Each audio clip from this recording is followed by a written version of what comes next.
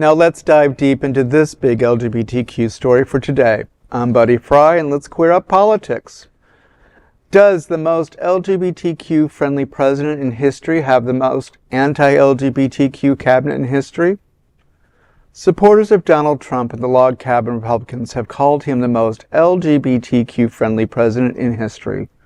But to many of us in the gay community, this claim is laughable and dangerously out of touch with reality, as this so-called LGBTQ-loving president has one of the most anti-LGBTQ cabinets in history. In Trump's second administration, his cabinet is stacked with officials whose records on queer rights range from indifferent to outright hostile. These are people now in charge of our health care, housing, education, and more.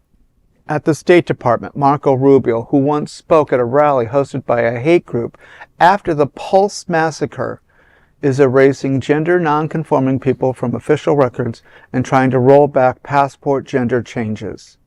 Secretary of Defense Pete Hegseth has ordered commanders to flag trans troops for review. He once called trans people, quote, dudes in dresses. At the Health and Human Services, Robert F. Kennedy Jr. is dismantling queer health care, slashing access to HIV prevention and transition services. Pam Bondi, now Attorney General, once called adoption by LGBTQ people a serious public harm. She praised the Don't Say Gay laws and fought same-sex marriage in Florida. And at Housing and Urban Development, Scott Turner quietly removed protections for trans people in homeless shelters.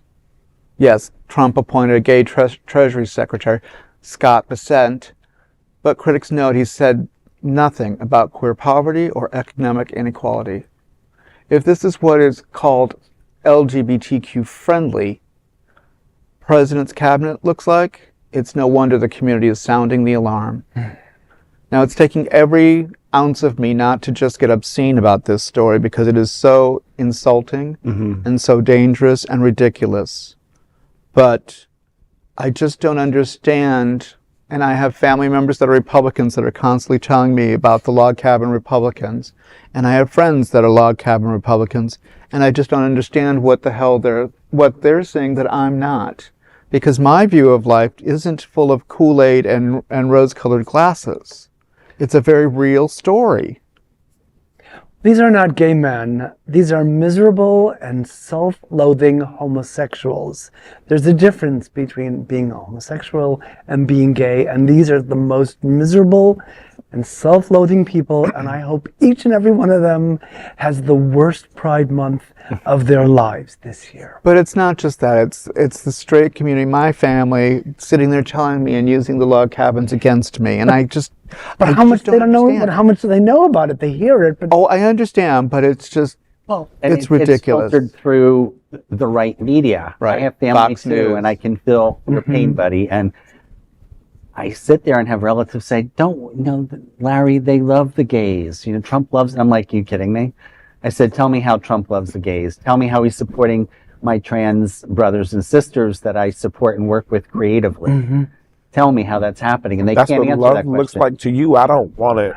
Well, but it's not only that, it's important, especially when we're talking about, I understand the tenderness and the severity of trans lives. Don't get me wrong on this.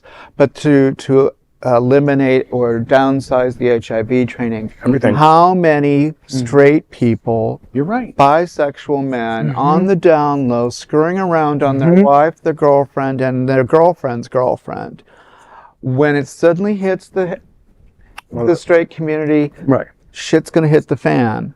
But why does it have to get that far? Well, when they start loading log cabin Republicans into concentration camps, maybe then they'll snap out of it and realize that these people are not their friends. That could be the thing.